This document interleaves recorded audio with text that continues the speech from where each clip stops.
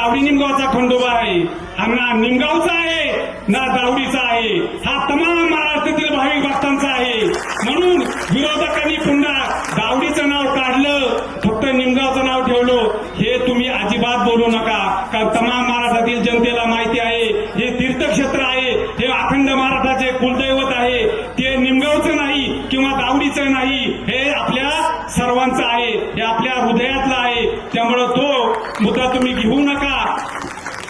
निमगावचा इतिहास, जो इतिहास आहे तो माझ्याकडं एवढे मोठे कागदपत्र, त्याचे डॉक्युमेंट्स आहे. अजून लोकांना माहित नाही की निमगावचं खंडोबा मंदिर हे कुणी बांधलं. निमगावचं खंडोबा मंदिर हे समशेर बहादर धमाजीराव गायकवाड दावडी ज्यांचं मूळ गाव आहे, त्या गायकवाडांनी निमगावचं खंडोबा मंदिर बांधलेलं आहे. आणि त्याचे ऐतिहासिक पुरावे हे माझ्याकडे आहेत. मी मुद्दाम या ठिकाणी आणलेले आहेत. कुणी चंद्रचूडाचं नाव सांगतं, कुणी अहिल्याबाई होळकरांचं नाव सांगतं, कुणी पेशवांचं नाव सांगतं, पण हे संपूर्ण खोटं आहे. तर दावडी निमगावचा खंडोबाचं मंदिर हे धमाजीराव गायकवाड, पिलाजीराव गायकवाड ह्या गायकवाड सरकारने बांधलेलं आहे.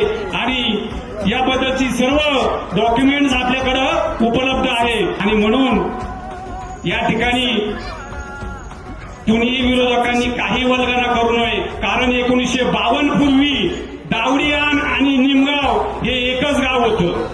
दावडीयान निमगावची ग्रामपंचायत एकच होती. ही माझ्याकडे कागदपत्र आहेत. दावडी आणि निमगावचा एकच पोलीस पाटील होता. आणि म्हणून दावडी आणि निमगावचा एकच उमेदवार आहे, विजयदादा सिंह पाटील.